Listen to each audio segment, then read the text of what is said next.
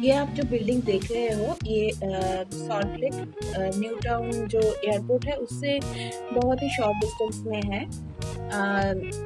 इसको coffee house बोलते हैं।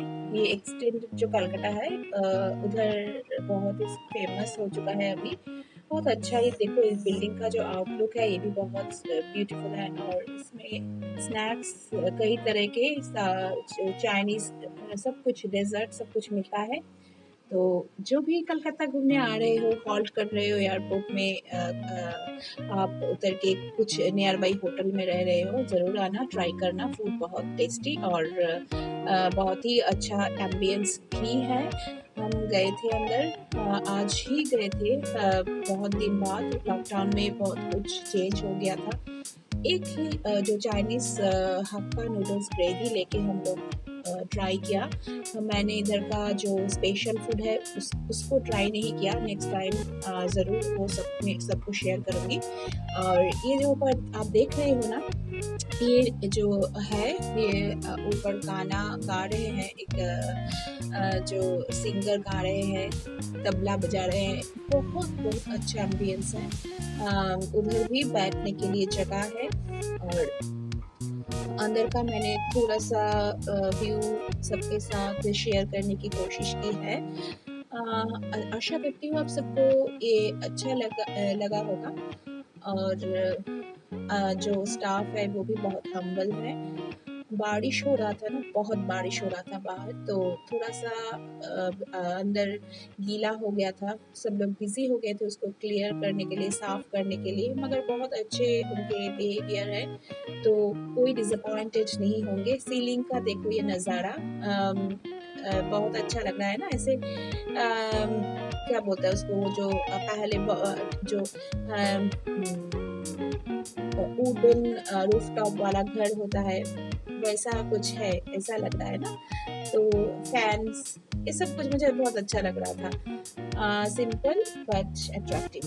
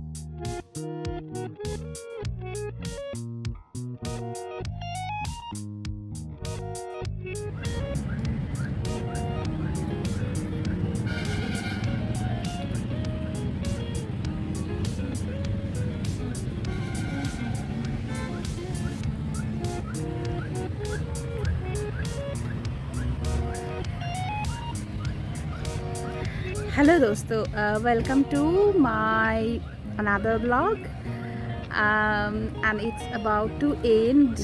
एक्चुअली माय मैं जो एंड में बोलूँगी वो है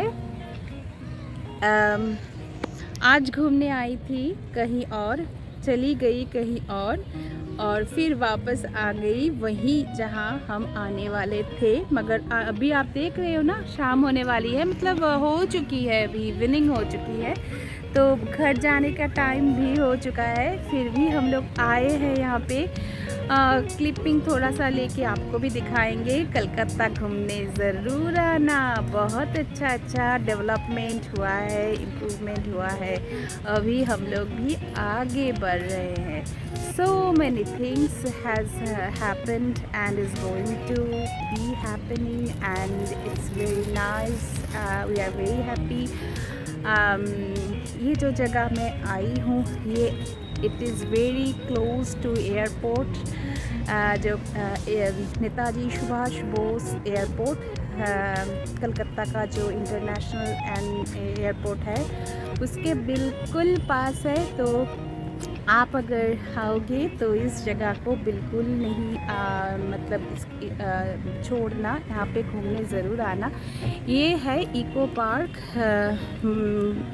बहुत मतलब बहुत बिग एरिया लेकर ये जगह बनाया गया है, और बहुत सारे एंटरटेनमेंट की चीज़ें हैं यहाँ पे। बच्चों के लिए का बहुत बड़ा खेलने का बस जगह है, और रेस्टोरेंट है, बहुत कुछ है, बहुत कुछ, everything very very nice area, very fascinating, and you know what ever I am sharing, you are going to like it, yes. And मैं कोशिश कर रही हूँ एक्चुअली जितना हो सके इतना छोटे व्लॉग में सब कुछ दिखाना। It is not very easy. जो रेस्टोरेंट मैं आपको दिखाई हूँ वो भी very close to this place, and if somebody come to visit Kolkata, stay here. There are so many nice hotels, apartments, and the homestays, and you can have fun here also. So आप आओ घूमने कलकत्ता, और आओ यहाँ पे eco park घूमने आओ ज़रूर। और भी बहुत सारे एंटरटेनमेंट और घूमने का जगह है, आपको अच्छा लगेगा।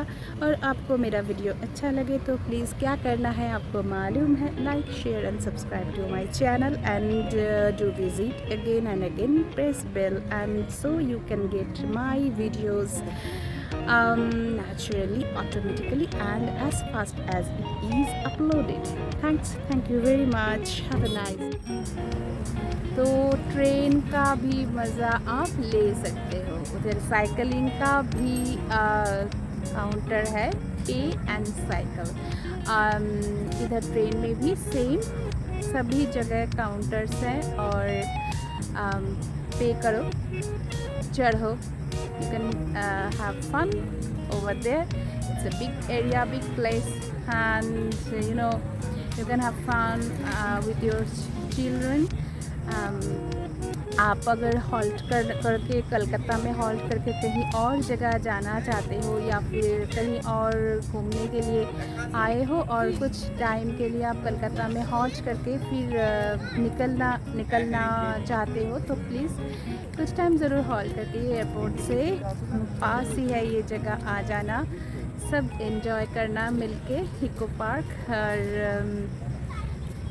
बहुत सारे यहाँ पे एक अच्छा सा रेस्टोरेंट भी है, हाँ उस तरफ मैं नहीं गई।